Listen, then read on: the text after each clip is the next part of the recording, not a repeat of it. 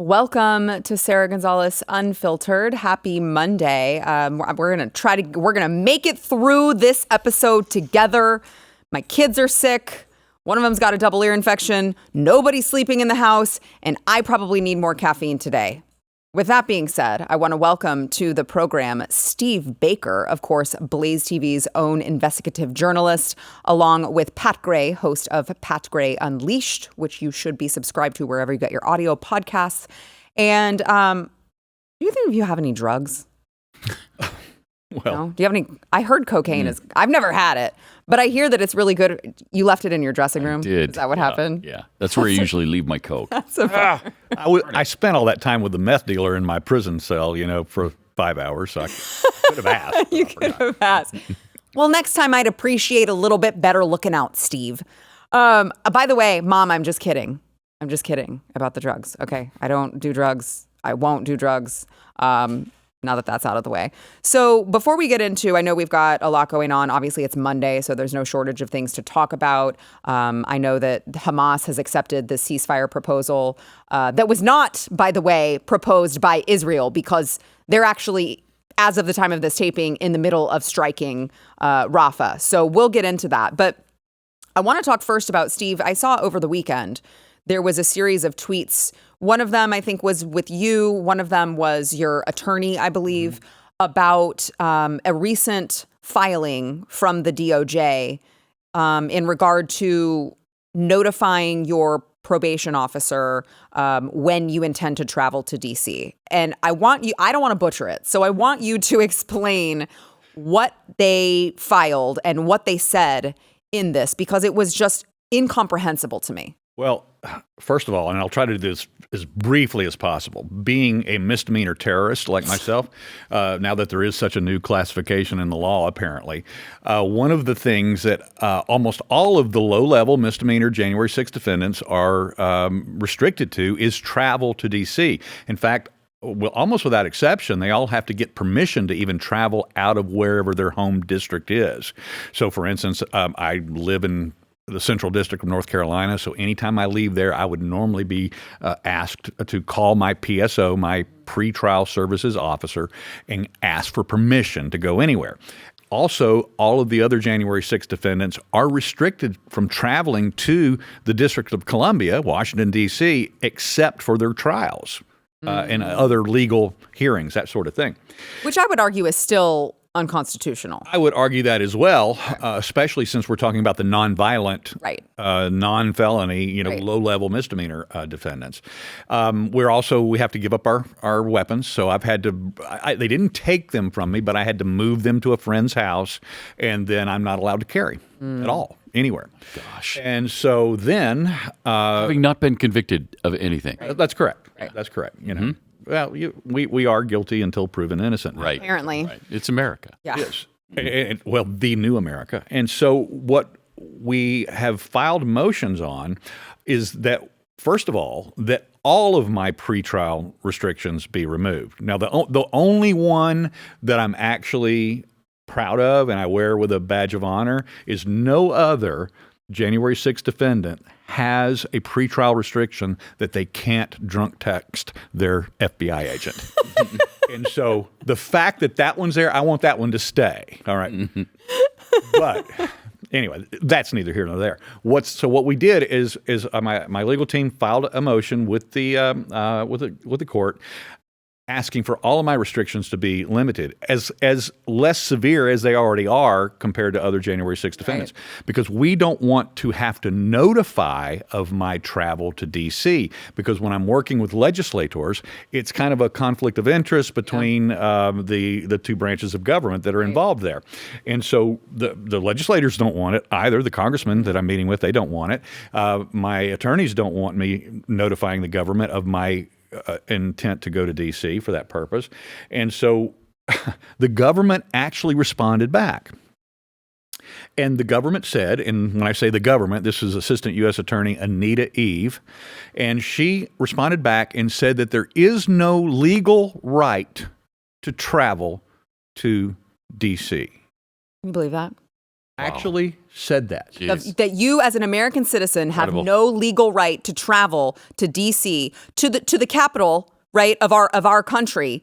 Yes. Now, I would argue, who cares where it is? Of course, you have a right to travel there. But then she added you don't even work in or near the district, so you have no business needing to go there. And of course, there is no law pertaining to what she said whatsoever. She makes this statement in the government's response to our motion based on no law whatsoever. In fact, it was like 1879, something like that. The Supreme Court ruled that all of the United States laws apply to the District of Columbia. So it's not exempt, or I should be exempt from travel there, or my rights should be exempted from traveling there just because it's D.C. Well, they've also ruled that we have the right to travel freely. They have done that. But this is, you got to remember, this is the same exact Assistant U.S. Attorney, Anita Eve. So I just want her name to be out there. Back, oh gosh, it was last year sometime, and I apologize, I'm forgetting the guy's name, but he was the abortion clinic protester out of Philadelphia.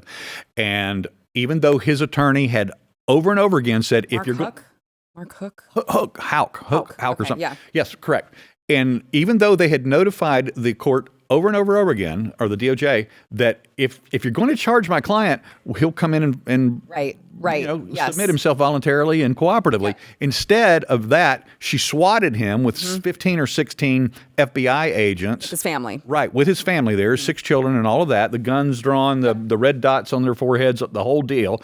The judge was so incensed by that, he bitch-slapped Anita Eve and dismissed the charges because of her overreach. Unbelievable. So we're going to respond to Assistant U.S. Attorney Anita Summers Eve in kind. I think I speak for a lot of people when I say, though, that we're all going to feel a lot safer when you're finally off the streets and behind bars. I think in this building in particular. Yeah. We'll all feel like, okay, phew. The violent Steve Baker. Yeah. We can finally walk the streets again safely. This is so ridiculous. I know. I mean, and they're drawing it out for, how long has it been now? 2 years? For me, we have been dealing with the DOJ now for over 2.5 years now. Yeah. Mm-hmm. And it's probably going to be another year at least, right? At least, yeah. At least. Unbelievable. Well, I like to make sure that everyone hears what's going on, not just with you, but with all of the January 6th defendants, where it seems like you mentioned, Steve, it's the new America, right? There's a whole new set of rules. There's a whole new justice system that you guys need to be aware of, because let me tell you, if you've ever worn a red hat, it's going to happen to you eventually. So I want to get into what is going on right now with Israel and Hamas. So Hamas announced earlier that it has accepted, and this is an Egyptian Qatari proposal for a ceasefire to halt this war with Israel in Gaza. Now, this is literally hours after Israel had already ordered about 100,000 Palestinians to begin evacuating from the southern city of Rafa. Of course, warning them, hey, a ground game is imminent. You should probably move. And Hamas apparently is like, hey, we agree to this ceasefire agreement. This was not the original one that was proposed. This is a different one. But they're saying that they agree to a ceasefire. Israel is currently, as of the time of this taping, like carrying out strikes. So I'd imagine that Israel is maybe not so keen on that idea. Or maybe they're like, you know what? When we're done, we'll agree to the ceasefire. I actually just couldn't believe when I read that this has been a 7-month-long war. And I was like, good gracious, has it really already been 7 months? But it has. Well, I will tell you that just before we started taping here, I looked it up, and apparently Israel is already launching targeted strikes into Rafa, just as we were starting. And the other thing that we have to bear in mind is that whatever Hamas agrees to is most likely the exact opposite of what anybody else on the planet should agree to, or any other conflicting power, because there is no trust but verify with them, and we already know that. Are you saying you don't trust terrorists? It used to be we wouldn't negotiate with them at all. Right. How I long for those days. Yeah, those days are gone. Pat. Pretty picky. What's wrong with terrorists? High standards. This is so great that Israel is not being pressured into accepting the ceasefire just because Hamas did. They need to take care of this situation. Yeah. They think 10 or 15,000 more fighters in Rafa that they need to clear out, that they need to put an end to. They vowed at the very beginning, we're not going to stop this time until Hamas is eliminated.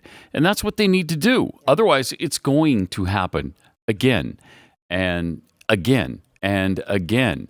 There's just no reason for them to stop this war except for, the pressure that we're putting on them, right, and the rest of the world is putting on them. But if this was us, we wouldn't be stopping. I mean, how long did we stay in Afghanistan? I mean, long after we should have probably left. 20 years we were there. And if it was somebody on our border, if it was Canada who was attacking us on a regular basis and they killed thousands of our citizens, there's no way anybody could get us to stop until we got the job taken care of. Are you talking about 1945 us? Or yes, 1945 us. Or 2024 Today, we probably wouldn't do anything about it. Right. Yeah, I just, it's interesting, the people who are trying to pressure Israel into not retaliating. It's like, it's cute that Hamas wants a ceasefire now after they went in there in this coordinated attack and did just unspeakable things to all of these Israelis. And now they're like, a ceasefire sounds good. No, that's not the way this works. Mm-hmm. That's not the way that global conflict works. So on this topic, we've still got, of course, a bunch of knuckleheads on college campuses across the country staging all sorts of protests. And one of my favorites was, we don't have this, but one of my favorites that I saw this weekend was this chick that was sitting on a bench. She had glued herself to a bench or something and said that she was going on a hunger strike.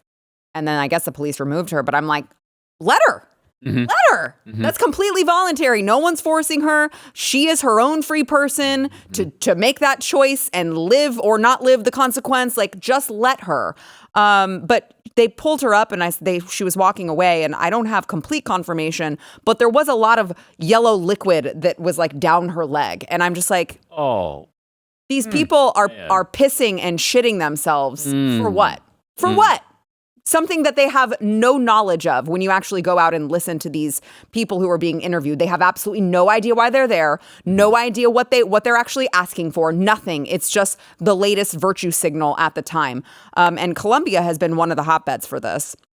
Well, they announced today that they will not hold a university-wide graduation ceremony after all of these anti-Israel protests turned so violent last week. They said that they're going to hold smaller ceremonies to honor graduating students, but the large commencement ceremony would just be completely axed in favor of ensuring the security of the smaller events. Now, imagine that you have a college student who isn't a total jackass and is just minding their own business and, graduating with honors or what have you. Probably 95% of them are. Probably so. And they just thought they were going to get this normal, regular graduation with all of their peers in the larger ceremony. Mm-hmm. Just imagine that you're them and they just get that ripped from them because a couple of assholes decide to ruin it for everyone.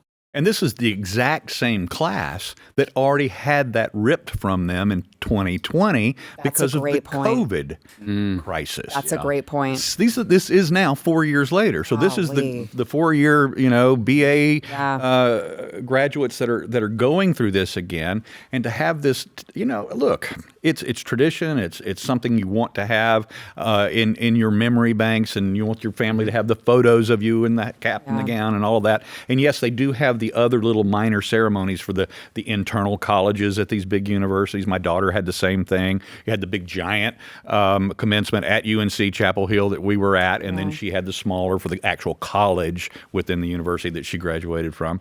And so they do that, but you're ripping away something that's very important to these these kids, and to have this happen to this group again, it's not going to sit well. And it seems like they're really caving to these protesters. It does. I mean, increase the security presence, surely you can do something rather than just completely ditch the idea because you're scared that some protesters might disrupt it. It's asinine.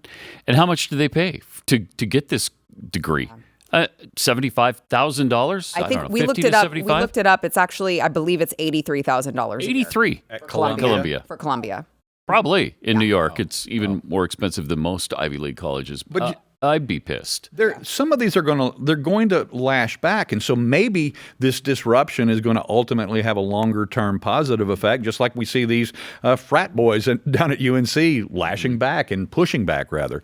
So maybe it'll work out better in the long term. But I do feel bad for this class of kids. It's horrible, especially when you find out. I know we got to go to break here, but especially when you find out, at least at UT Austin, and I think in a lot of these instances, the majority of the protesters are not even like students. Mm-hmm. They don't live on campus. They're not students. Mm-hmm. They're just agitators who come out there and start crap. And now all the actual students have to pay for it. It's just really sad. I want to play one more clip here of Taylor Lorenz, who appeared on the Don Lemon show, because apparently that's a thing. And they were talking about these anti-Israel protests. And, sometimes on my show, I just like to highlight how dumb Taylor Lorenz actually is. And so here's one shining example of that. Well, then, Taylor, how do you reconcile the way marginalized groups, many of the people in these marginalized groups, obviously they are fighting for Palestine, right, for the Palestinians and for what's happening in Gaza. But yet in Gaza, they would not have any freedom. They don't have freedoms in Texas and Florida. Does that mean? But they don't. But I understand that. But Taylor, I'm a member of the LGBTQ community. If I go to Texas, they're not going to throw me off of a roof. They're not going. When you have the black gay man, like, ma'am, tone it down. It's not that bad in Florida and Texas. You know that you've completely lost the plot, Taylor. So stupid. Oh God. Also, by the way, Don Lemon must have not invested his money. That was a very crappy set. That was just like his office. Like he's in his living room. Hey. You want to invest in a set? Look at that. Yeah, that's pretty bad. That's got to be his living room. Yeah. This little mantle. Yeah. Wow. That's nice. Sad. Very sad, Don. All right. So let's go ahead. We got to take a quick break. When we come back with more, let's talk about the Donald Trump trial, the latest there. Apparently, he might be going to jail. We don't know. First, we want to thank our sponsor, Relief Factor. So those of you who are living in constant pain, I encourage you to try Relief Factor. It has worked for so many of us here in the building. It's worked for me. It worked for Pat when you had, a wrist issue? Mm-hmm. Pat had a wrist issue that it started working on him, within a couple days? Yep. And so many of us have tried Relief Factor. So if you're living in constant pain, it affects every aspect of your life. Maybe you don't realize it. Maybe you're a little bit impatient with your spouse or your kids because you've just got that nagging pain. So imagine how much your life could change if you were completely out of pain. Relief Factor can do that. It's an all-natural anti-inflammatory. 70% of the people who order their 3-week quick start go on to keep ordering it. That's how many people it's working for. So the odds are in your favor. It can work for you. And they've also got a feel better or your money back guarantee. So you've got nothing to lose except your pain. Okay, relieffactor.com. Go get that 3-week quick start over at relieffactor.com.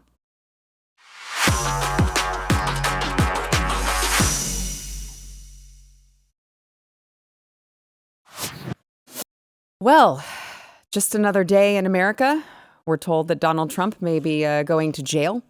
So there's that. Judge Juan Merchan threatened a jail sentence for Donald Trump if he violates the gag order again in his criminal trial. Now, as a reminder, the gag order, which, by the way, is completely unfreaking constitutional. It just eliminates his First Amendment right to speak freely. Especially when he's, criticizing the government. But the gag order prohibits Trump from making or directing public statements about witnesses, counsel, excluding DA Alvin Bragg, court and DA staff and their family members. Because, in this day and age, mean words hurt, I guess. Words are violence, right? So we had this gag order all along, and he's already been fined 9 times for these violations. So $1,000 fine for each violation. And because this 10th time came around, the judge warned him in a note that, He's going to consider a jail sentence for Donald Trump due to his repeated violations of the gag order. I want to play Donald Trump on that potential legal action against him. Watch. Are you going to testify? I have a gag order as to that first question. As you know, they've taken away my constitutional rights, so I'm not allowed to answer that question. This has never happened in this country before. It's a ridiculous thing. It's a ridiculous case. I did nothing wrong, absolutely nothing wrong. Take a look at Greg Jarrett this morning. He went on. Take a look at Andrew McCarthy or Jonathan Turley or Mark Levin. It's like they say there's no case here. And yet the judge has gagged me, and I'm not allowed to talk about, I guess, his total conflict. The judge is totally conflict. I would say jail him. Go for it. Yeah. His poll numbers will skyrocket if you do that. Everyone sees how ridiculous this is. You're literally throwing the kitchen sink at him, and now you expect that he's not allowed to say an effing word about it. He's not allowed to say a word about the fact that he has 91 indictments against him, that they are weaponizing the judicial system against him. Hey, we're going to do all of that to prevent you from winning because we're scared that you're going to. And by the way, you're not even allowed to talk about it. Give me a break. It's insanity. And they have no case here. None. They have no case. Their own witnesses are coming to the stand and making the prosecution look bad. The prosecution's witnesses. Yeah. And this is supposedly about Stormy Daniels, right? Who said that she was never paid off. Right. Because there was nothing to pay her off for. She said she lied about it. Done. Right. Yeah. Right. I mean, it's unbelievable. And it's impossible to determine. I was just reading about this secret tape. Have you heard about the secret tape that he was talking to Cohen and they were discussing some kind of payment? He doesn't even say what kind of payment. They don't even say where it's going. He just says it's got to be in cash. And he says a few other ubiquitous things. Mm-hmm. And none of it that I could see was even incriminating. Mm-hmm. I mean, I don't even know what he was talking about. Neither does anybody else. Right. So I don't even know what this is based on. It's based on air. It's based on Joe Biden and the Biden administration not wanting to run against him. That's what it's based on. Yeah, Steve, to Pat's point, I was reading about the case this weekend, and so Hope Hicks was one of the one that I was referring to earlier, the prosecution's witness, who came on the stand and just made them look so bad in the process. Because remember, the way that this rises to a felony, the way that they're like twisting it into, oh wait, it's a felony, is because they're claiming that he did this, the hush money payment, while potentially committing another crime. And what they're calling that is election interference or whatever. Like he's purposely trying to swing the results of the election. I don't think they've specified. No. They haven't. Other crime. They haven't. Yeah. But that's one of the speculations as to what they're going for. People are speculating. Right. But Hope Hicks got on the stand and said he was not doing it for any sort of concealment for the election. He just didn't want. They didn't want Melania to be embarrassed. That's which is completely believable. Right. Of course it is. You don't want Melania to be embarrassed, regardless of whether it's true, you don't want false things out there. So it's just like nothing is being proven. In fact, there are more, it seems like their own witnesses they're putting on the stand, put more and more holes into their argument. And oh, by the way, to Pat's point, we don't even still know what their full argument is. See, I have more questions though. This is what I want to know. Why aren't all of these people that we see coming out to support him in New York? We're hearing that there are people in New York saying he might win New York City because of this backlash that's happening. And I see more and more people every single day on Twitter and everywhere else saying, I might just have to support this guy because of the absurdity of what you were talking about. It's just the insanity.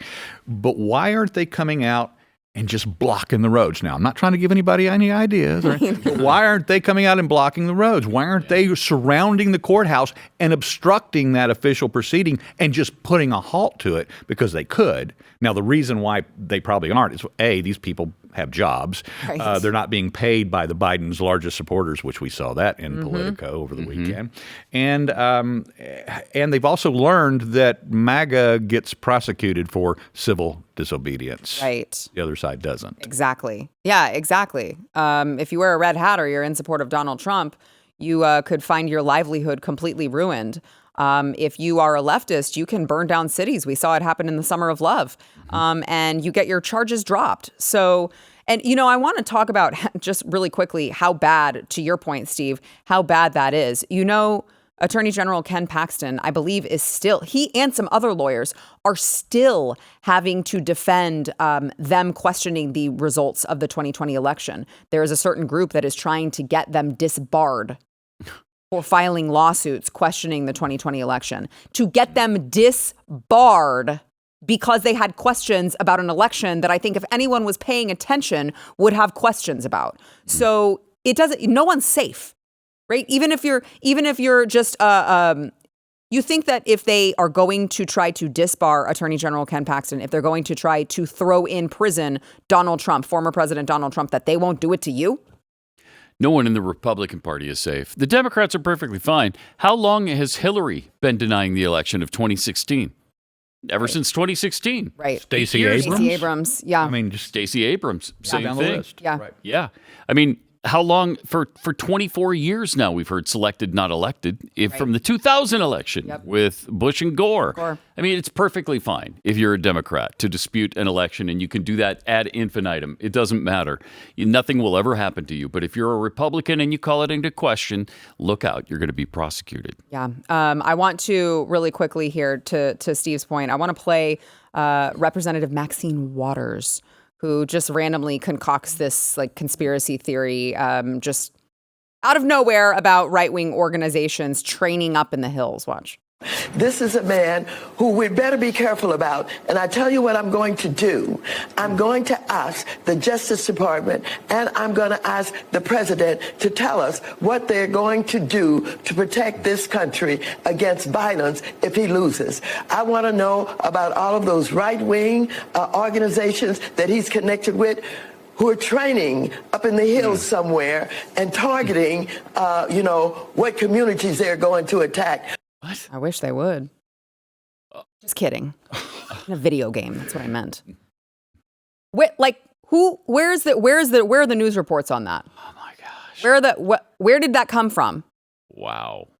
And you know what? Wow. I'm going to be honest. I didn't watch this on TV, so I didn't see the full exchange, but I could almost guarantee you there was no pushback to that. No pushback to that statement. I want to ask her, what is the Biden administration going to do to prepare for if Trump wins, to stop that violence? Because more often than not, and this is not a statement that can be refuted, the violence comes from the left. They're always going to go, January 6th. Right. Okay, you got one. Right. Exactly. Yeah. And that's why January 6th was so bad, because we have to continually answer for that.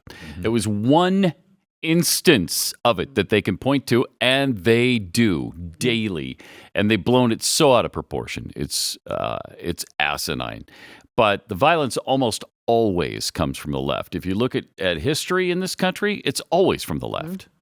I'll tell you who I'm worried about training in the hills is all these military-age young men coming across the borders by the hundreds of thousands, unaccompanied by children or women or. Yeah.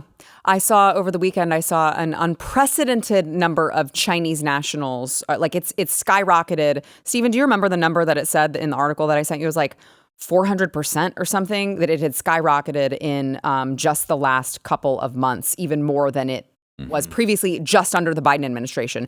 You got to wonder why all these Chinese nationals aren't just coming in the regular way. They could just catch a flight to the city that they want to go. Why are they coming in through the back way? You gotta wonder, maybe they don't have good intentions. So anyway, all right, we got to take a quick break. We will be back with more. First, we want to thank our sponsor, Patriot Mobile. So Patriot Mobile, I love those guys. Not only are they America's only Christian conservative wireless provider, but they are just really good people. Their founder and CEO, Glenn Story, I'm very good friends with him, and he is just a true patriot. I mean, just the embodiment of a patriot, that is Glenn's story. And so what Patriot Mobile does is they're going to offer you dependable nationwide coverage, giving you the ability to access all 3 major networks. So you can get the same service that you have now. I know people are very worried, like, will it work? Am I going to have dropped calls? What if I don't get service? What if I have to change my number? You don't have to do any of those things, okay? Same service. And also, you can keep your number. You can get a new one if you want. You can keep your phone if you want. You can get a new one. They've got plans for everyone over at Patriot Mobile, and they're going to fund the causes that we are fighting for, not against. If you're with Big Mobile, they're likely donating to Planned Parenthood, organizations that want to take your guns, organizations that you don't like, okay? Patriot Mobile is doing the opposite, and they're really, truly putting their money where their mouth is. You got to go to patriotmobile.com/Sarah. Check out their plans. Like I said, they're probably also going to save you money, okay? So this should be a no-brainer. Go check them out over at patriotmobile.com/Sarah. Get free activation when you use the offer code Sarah over at patriotmobile.com/Sarah.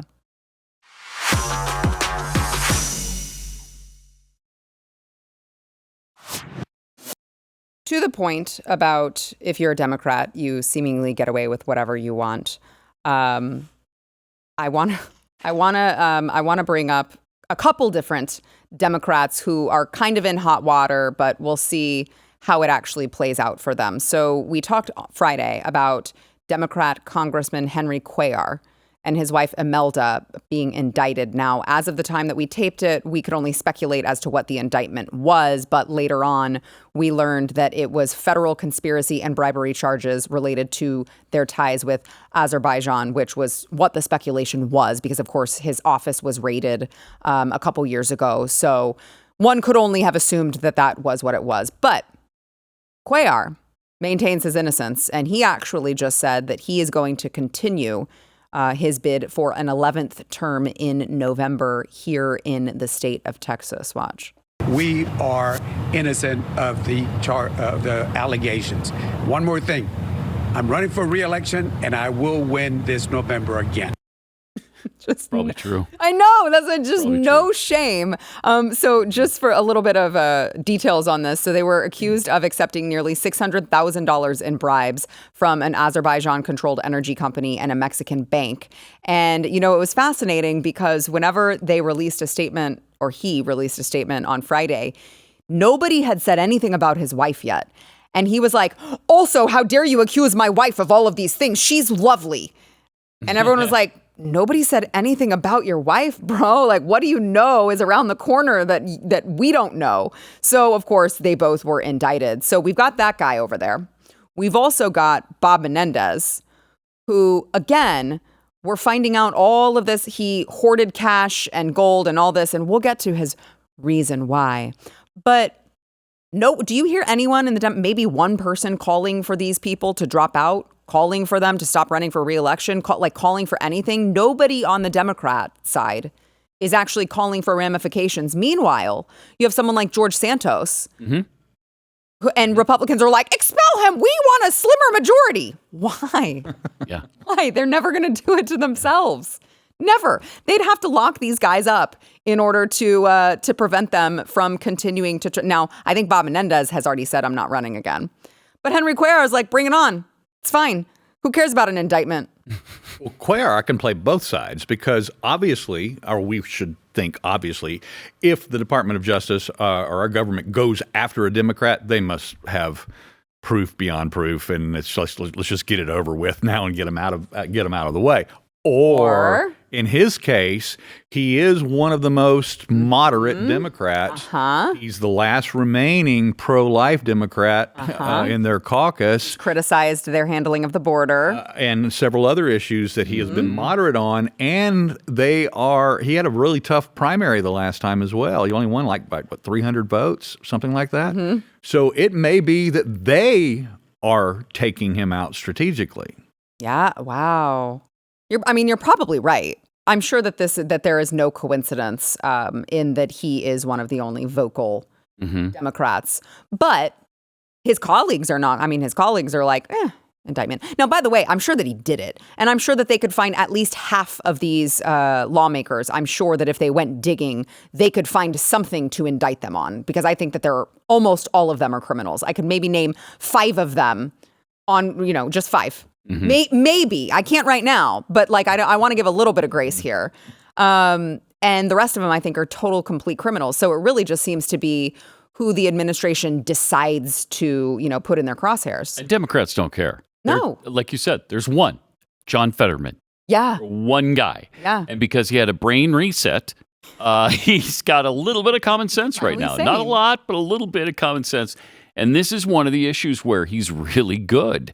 I mean, he keeps mentioning that, okay, Republicans kicked George Santos out of office. And they didn't have to. But Democrats won't do a thing about Bob Menendez with gold bars and Mercedes in his driveway and all the stuff that we have on him already. And that's fine. Don't even worry about it. Well, listen, Pat, you should give Bob Menendez some grace. Yeah. Okay? Yeah. His lawyers say you should give him some grace because, okay, maybe he hoarded a bunch of gold bars in the pockets of his, coats in the closet. And yeah, sure, maybe he had almost $500,000 in cash because of his, profiting off of his position. But what you might not know is that hoarding the cash and the gold bars at his home was actually a coping mechanism for his longstanding and untreated trauma from being a Cuban refugee. So, the intergenerational trauma. Yeah, I can almost I mean, coming from Cuba, you want to keep everything and hide it because you're hiding it from the government, right? Everything, anything you have, just any morsel you have. Well, when you're on the take from a foreign government, yeah, you do want to hide it. But the question is, where did you get $500,000 in cash that wasn't traceable? Yeah. Right. Please don't ask him that. He's suffering from intergenerational trauma. That's very triggering to ask him. I mean, even Fannie Willis couldn't come up with $500,000. Okay, so this is how bad it gets. He's asking the court to bring in a psychologist to verify his claims. Now, the prosecutors are like, we don't need to do that. It's not necessary. We don't need to do that. Please, let's not even entertain this. But that's what he says. That's my answer, and I'm sticking to it. In their filing, it said Senator Menendez suffered intergenerational trauma stemming from his family's experience as refugees who had their funds confiscated by the Cuban government and were left. Hold on. I want to know, because it says his family's experience as refugees. So he's not even saying it was personally, it was a first person. That's why it's intergenerational. Mm-hmm. Right. But listen, don't punish the guy. He's going through a lot. Right. Yeah. And that's why he was on the take. All the feels. Yeah. That's how this we should excuse everything I ever do because my ancestors had a potato famine they had to go through. And it has filtered down through the generations. I walked into the Capitol I weep. because my great-grandparents were sharecroppers. See? Oh. There you go. It all makes sense now. Mm-hmm. Well, I also, as you guys may know, am 2% sub-Saharan African. So I don't think I need to tell you the struggles that my people have gone through. Okay? All right, let's go ahead and take a quick break. We'll be back with more.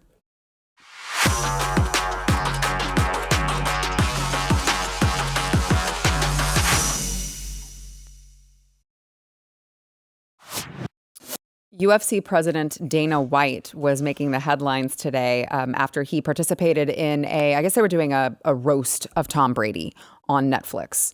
And they're doing live events now. So it was a live Sunday night roast of Tom Brady. And he participated in it, but he did it in his Dana White way. Here's some of that. Not my thing, so I'm going to keep this short like Gronk's bus. Actually, let me get into this real quick. It pisses me off. I flew all the way out here, and you guys give me 60 seconds? My name is Dana. Is that not trans enough for you liberal No? All right.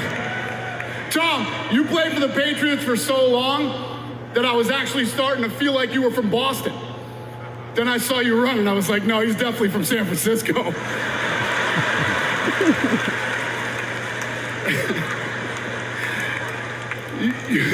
You led the league for 20 years in passing as a straight guy.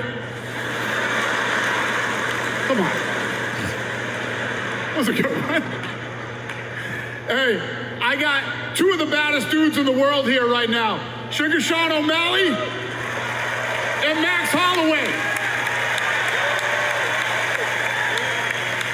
Tom, you would have been a great fighter.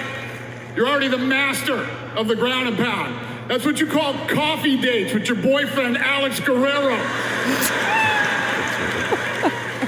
One more thing. You people probably don't know this, but Jeff Ross was very interested in the UFC. He thought it meant unlimited fried chicken.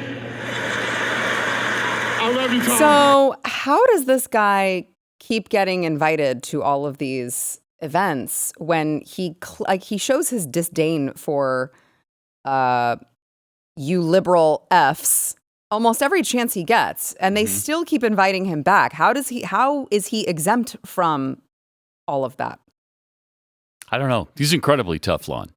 You remember the Really New Year's is. Eve thing a year and a half ago or so with his wife? Oh. They were in that bar. And Oh had a my little gosh. Slap fight. Yes. Completely got through that scot-free.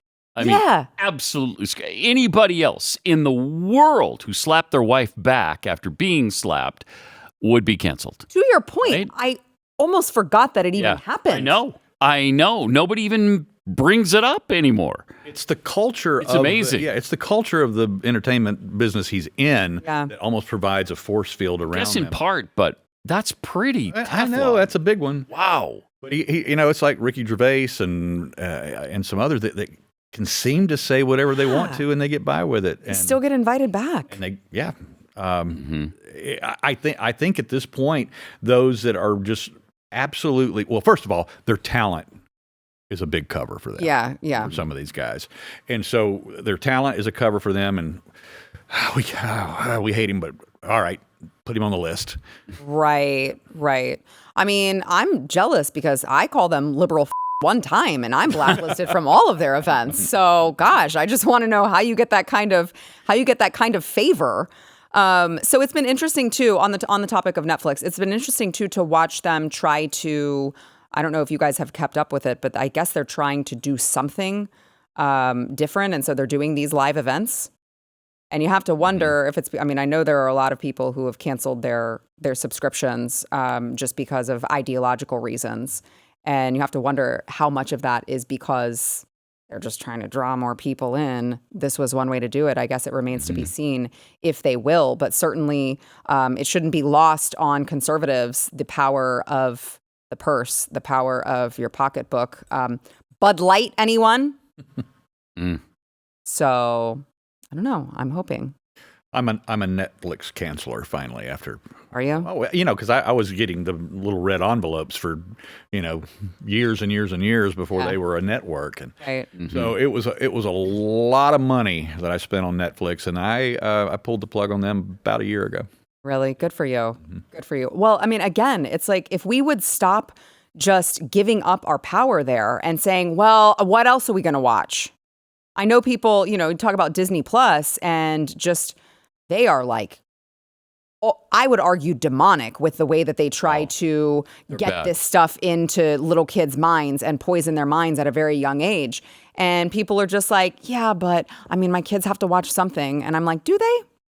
Yeah. Do they? I will say, though, despite my moral feelings towards Netflix and my political feelings against them, I did wait till the final season of Peaky Blinders was concluded, and then I pulled the plug. Has there been You will not deprive me of the final season that I've already invested in. Right. Has there been anybody more egregious though than the Hims CEO recently? No. Let's talk. Yeah. Oh Let's my talk about that. gosh. Let's talk about. Go Oh ahead. my gosh. Now there's a guy and there is a company that deserves, I think more than Bud Light, that deserves to I be agree. boycotted. And he's tried to back off what he said about how he's eager to hire these Palestinian protesters into his company. But I think the damage has been done. I mean, he's really trying to backpedal and no, I didn't mean I'm for anti-Semitism. I just don't like any kind of violence from anybody. Is that right? No, that's not what you said in the beginning. Pat, The personal pronouns were in the name of the company already. You should have known better. Right. Yeah. I wouldn't buy their product if I had only one hair on my head.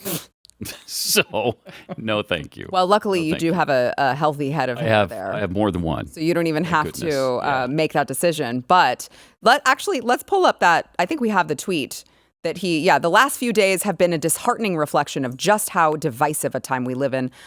I'd like to clarify a few things because my words have been misconstrued by some. No. I in no way condone nor support acts or threats of violence, anti-Semitism, or intimidation, and there is absolutely no justification for violence on our campuses. Then why did you want to hire these people? Why? By the way, to Pat's point, well, their stock dropped 10% this morning after he made these comments. Oh, look at that. Whoop. Right down. People that apparently said. Awesome. Yes. That is awesome. Yes. It needs to drop another 90% or so. I wish that people would realize this more. Conservatives would realize this more. We write this stuff off. Like, yeah. I mean, what else are we going to do? Sure, I'm going to take my kids to Disney. What else am I going to do? That's just what you do. You take your kids to Disney. Yeah, so what that there's a princess, there's a man dressed as a princess welcoming us into the Bibbidi Bobbidi Boo boutique. What am I supposed to do? Just throw my thousands and thousands of dollars for this vacation at Disney because my kids can be indoctrinated because that's just what you do. Stop doing it. And by the way, anyone who needs hair loss treatment, there are other... Yeah. Many other. Yeah. So I'll leave that one there, and we got to take a quick break. We'll be right back.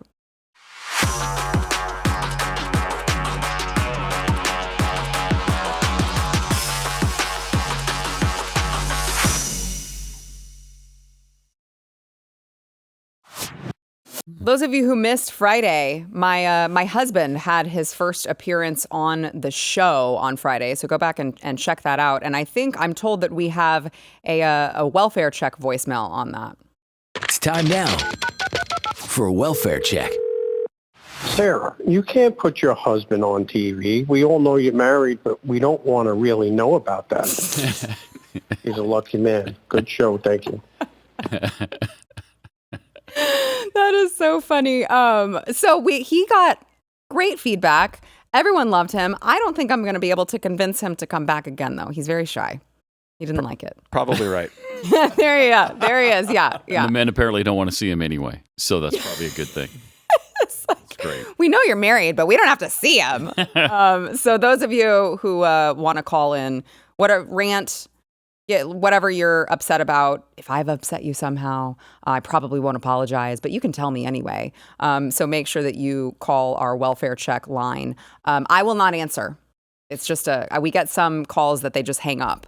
Like I think that they're expecting that I might answer. I'm not going to answer, but you can leave me a message. And you're not sitting by the phone all day long? I'm not. Oh, no. Wow, that's disheartening. There's not even a sexy recorded, disheartening. I mean, it is me recorded, but I wouldn't call it sexy. I just speak.